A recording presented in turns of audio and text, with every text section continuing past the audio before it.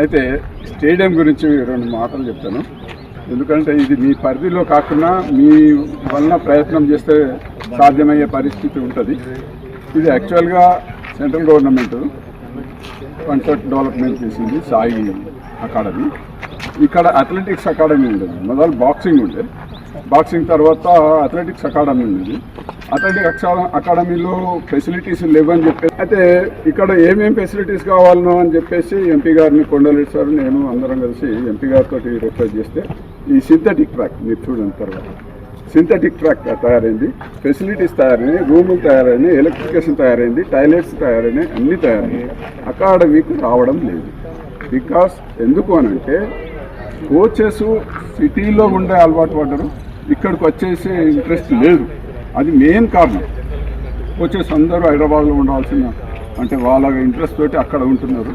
కాబట్టి central government, మీ ద్వారా central government తెలియజేస్తూ అకాడమీని ఇక్కడ తీసుకొస్తే మన అకాడమీని మనకు తీసుకొస్తే మన దగ్గర ఉన్నటువంటి యూత్, ఇక్కడ ఉన్న గ్రామీణ ప్రాంతాల్లో ఉన్నటువంటి యూత్ చాలామంది ఇప్పుడు మొన్న national, international, all India university gold medal తీసుకొచ్చింది. 4-5 గోల్డ్ మెడల్ వచ్చినాయి ఇక్కడ ప్రాక్టీస్ చేసి.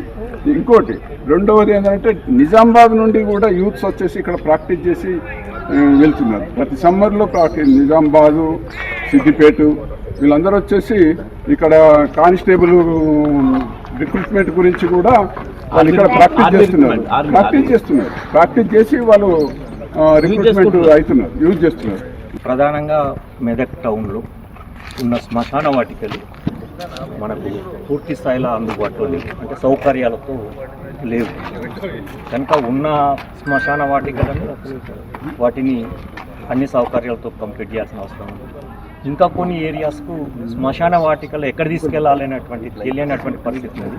కనుక అది చేయాల్సిన అవసరం. దీంతోపాటు చనిపోయినటువంటి సందర్భంలో అంతిమయాత్రకు మన దగ్గర ఉన్నటువంటి వైకుంఠ రథం ఒకటే ఉంది. ఒక్కొక్క రోజు మన టౌన్లో వైకుంఠ రథం ఒకటే ఉంది. మన టౌన్ కాకుండా పిల్లికొట్టాల, ఔసలపల్లి, ఔరంగాబాద్ ఈ మొత్తం ప్లేసెస్లలో చనిపోయిన వాళ్ళు ఒక్కొక్క రోజు 3-4 చనిపోతున్న సందర్భాలు.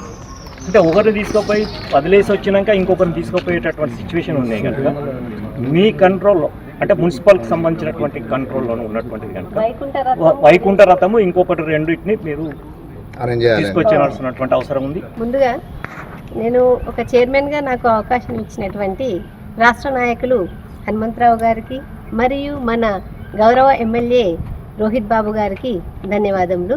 మహిళా దినోత్సవం సందర్భంగా మెదక్ పట్టణ మహిళలందరికీ కూడా మహిళా దినోత్సవ శుభాకాంక్షలు. మనము ఆల్రెడీ ఎలక్షన్స్ ముందు మన హనుమంతరావు గారు, రోహిత్ బాబు గారు వాటిని పట్టించే ఏర్పాట్లు చేశారు. అప్పుడు తీసుకెళ్లారు కూడా. తీసుకెళ్ళి ఫారెస్ట్లలో వదిలిపెడితే మన మీద ప్రేమతోనో ఏంటో మళ్ళీ ఇక్కడికే వచ్చేసాయి. దానికి మనము వద్దు అన్నా కూడా అవి మన కోసం వస్తున్నప్పుడు వాటిని చేయడానికైతే ప్రయత్నం చేస్తున్నారు. మళ్ళీ ఇంకోసారి పట్టించే యత్నం చేద్దాము. ఒకటి, మురికి నీటిని మళ్ళీ శుద్ధి చేయడం అనేటువంటి ప్రాసెస్ స్టార్ట్ కాబోతుంది. మన ఏంటంటే అదొకటి ప్లాంటేషన్ చేసేసి దానికోసము రీసెంట్గానే మాట్లాడారు సార్ కూడా. అది కూడా మనము ఈ మల్లం చెరువు లోపల ఆ పని ప్రారంభించడానికి ఇంకా కొద్ది రోజుల్లోనే మనం స్టార్ట్ చేయబోతున్నాం. అది